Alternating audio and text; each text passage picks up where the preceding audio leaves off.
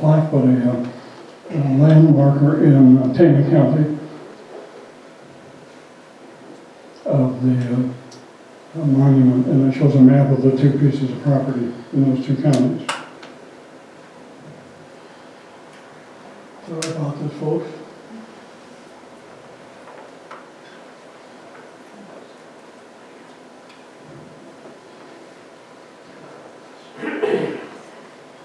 Anyway, he never did see those pieces of land. His son inherited them, spent there in the family for many years before he sold them. The next connection Lincoln has with Iowa is an interesting one. There's the plaque in Tama County. I don't know if you can read it, but he talks about two parcels of land that he never visited.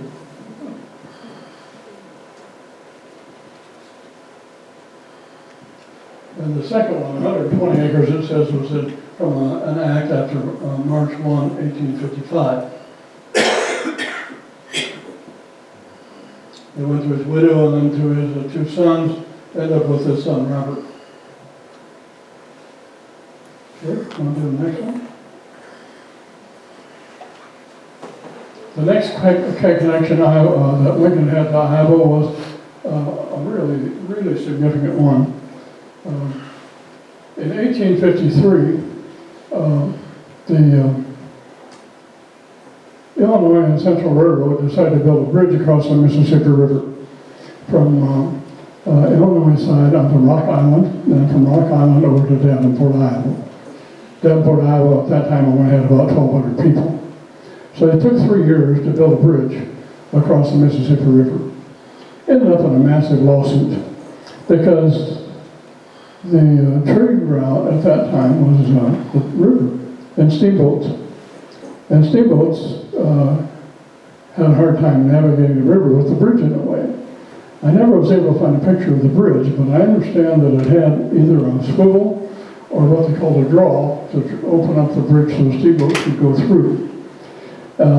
It was opened in 1853, and the first engine that went across that bridge, it was 1,200 and some feet long. It was the Des Moines engine called the Des Moines. It crossed over into Davenport. Part of the deal about building the bridge, they couldn't get the funding for it until they agreed to also lay track from Davenport to Iowa City, Iowa, which was the state capital, the first state capital. So they did that, and they had a line from Davenport to Iowa City. So that first engine went across the bridge. Let me scroll down on that one. Anyway, they built the bridge in April, finished in April 53 and crossed the bridge. 3 weeks later, a steamboat carrying cargo, ran into the bridge and smashed the bridge. The boat sunk with all its cargo and burned the bridge. Didn't burn it down, but burned one section of it. End result, big lawsuit. It was called Hurd versus the Railroad Bridge Company. And I didn't realize at the time when I was in law school, that's one of the cases we studied. I didn't realize Lincoln's role in it. Anyway, he represented the Illinois Railroad. He also represented the Bridge Company, grand sum of $400 fee. So they had a big trial in federal court. It was in Chicago, and it was held by a federal jury. They found 9-3 in favor of the Railroad Company. Railroad Company, I should back up and say that when the F.A. Afton, that's the name of the boat, hit the bridge, the steamboat people blew all their whistles and cheered because they wanted the bridge gone, and they fought for years. So that was the lawsuit in Chicago. The steamboat folks, Hurd was actually part owner. The guy's name was Hurd. He was a part owner, and he was also the captain of that ship. They appealed it and went to Congress. Congress overturned the jury's decision, said, well, now you got to take the bridge down, it's impeding traffic on the river. Long story short, the case ended up in the U.S. Supreme Court. And the U.S. Supreme Court in 1862, after Lincoln became president, decided in favor of the railroad company. so the bridge stood.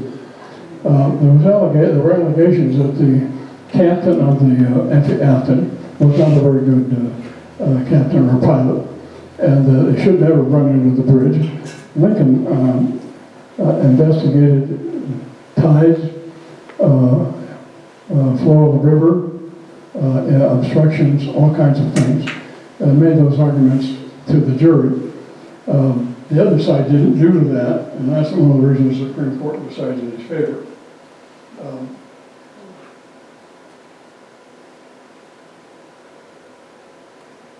There were allegations also that the captain and the railroad, or the steamboat people set the boat on fire on purpose because their insurance covered fire damage, but it didn't cover the collision.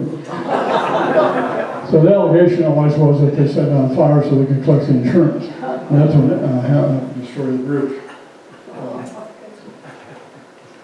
Lincoln studied logistics. He studied the current, the river flow. He had experts. And this is part of what he said to the jury in the trial in Chicago. I have no prejudice against steamboats or steamboat men, nor any against St. Louis, which was the headquarters for a lot of steamboats. We were allowed by the legislature to build a bridge. When a pilot comes along, it's unreasonable for him to dash on heedless of the structure, which has been legally placed there. He also pointed out, by the time they got to trial, it was in 1857, from 1856 to August 1857, there were 12,586 freight cars went across that bridge in 1 year, after they finally got it fixed. Also, 74,179 passengers passed over this bridge in that period of time. That was part of his argument. He also went on to talk about the pilot of the boat, F.A. Afton. Parker, who was the pilot, says the current drove her against the pier. That's an absurdity and an impossibility. That's part of his argument. The fund for the railroad, Congress reversed it, Supreme Court ended it, and founded the bridge company. There's some debate, but most of everything I read about that was the very first bridge across the Mississippi River. Some trivia about that bridge. You've all heard of the Dred Scott decision, I think. It was a famous decision in Lincoln's time. U.S. Supreme Court. Dred Scott was a slave. The Supreme Court at that time decided that black people were not citizens. They had no rights to all of any kind. Dred Scott was on Rock Island. His master was a doctor on Rock Island. So history connects. Two other interesting things about that on Rock Island. It was first called, not Rock Island, it was called Fort Robinson. The commander of that fort on Rock Island was Robert Anderson. Robert Anderson was also present when they captured John Brown. Colonel Robert Anderson was also the guy in South Carolina at Fort Sumter. Some years later, like 6 or 7 years later. And guess who the engineer was that helped design part of the bridge and did topographical surveys and surveys of the river? A guy by the name of Robert E. Lee, who was a colonel in the U.S. Army at that time. Another interesting connection is the Secretary of War at that time was opposed to the bridge. His name was Jefferson Davis. So, talk about connections really fast.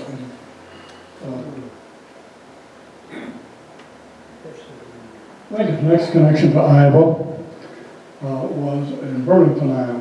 I don't know where that slides.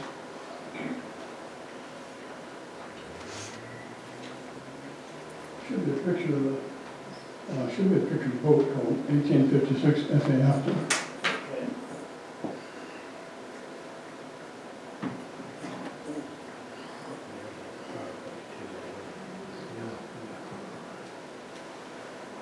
We're not going to get to Sammy Curtis yet, because Lincoln's next connection to Iowa was his first trip that I'm aware of, or I could find out about, was a speech he gave in Burlington, Iowa in 1859. 1859 was a year after the Lincoln-Douglas debates. in 1858 in Illinois. Lincoln gained quite a reputation because of those debates. So he had lots of invitations to speak. One of them was to Burlington, Iowa. I think I have a quote from that paper, the Burlington Hawkeye, I believe.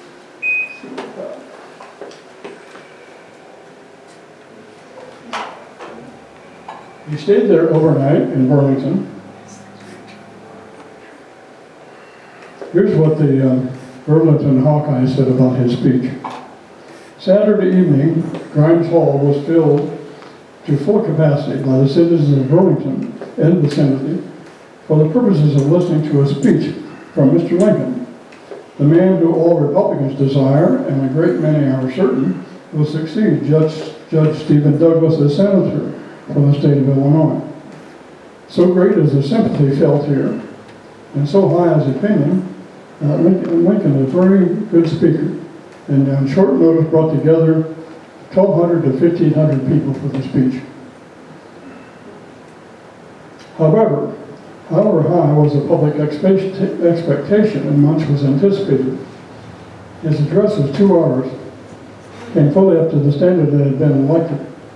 It was a logical discourse, replete with sound argument, clear, concise, and vigorous, earnest, and impassioned, eloquent. The paper didn't report it, or did report that he was vigorous and fresh in his speech. There was nothing in his voice to show that he had been in labors in the canvas that had worn upon him in the least. He had the advantage of Senator Douglas. He stayed the night at that site in Burlington at the Barrett House. An immense crowd filled the Barrett House rotunda to shake hands with him. That was his first connection to the state, to this physical connection to the state of Iowa.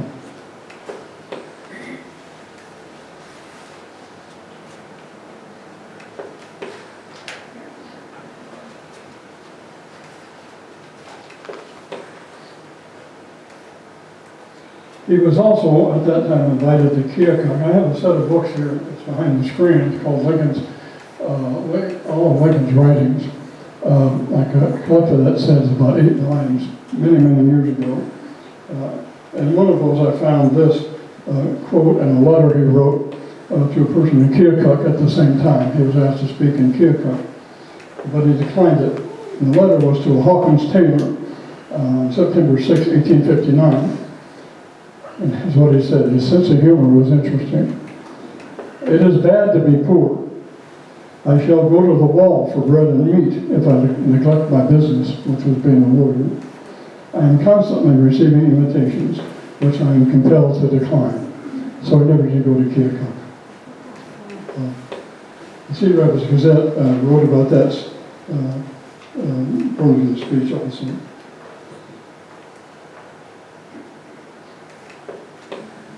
The next picture shows you a picture of Curtis.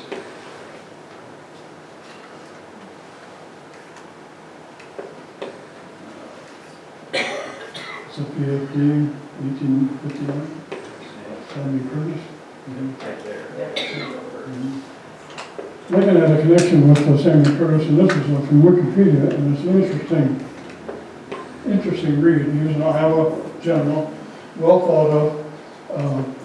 Very active in the Civil War. Ended up being a representative in Congress. He was a civil engineer. He worked on the railroad in Des Moines, Iowa, and river improvements in Des Moines, Iowa. He was the first Republican representative from the state of Iowa. 1856, when the Republican Republican Party was formed in 1856. He resigned his position in Congress to go to the Civil War. In Keokuk, he was an engineer, he was a mayor, fought in the Mexican War, he was a lawyer, a strong abolitionist. He fought at Pea Ridge, Arkansas, which we have visited. He was to assign to Missouri and then to the Indian Territory.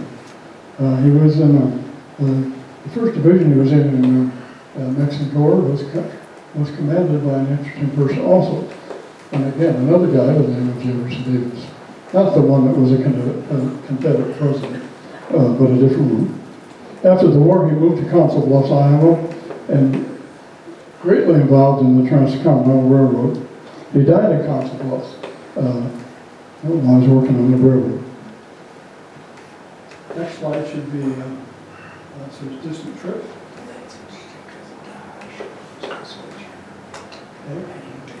That's a photograph that I took myself. My brother lives in St. Joseph, Missouri, and he found out that Lincoln had been to St. Joseph, Missouri, and to some towns across the river in Kansas. So he took me to Troy, Kansas, which is a little town across the river. And this is a monument to Abraham Lincoln. He stayed there a couple days. He gave 3 speeches. Here's what, I don't know how he got there. I did read one thing that said he probably took a boat down the river, Mississippi River, to St. Louis. Then they either took a Missouri River to St. Joe, or took a train to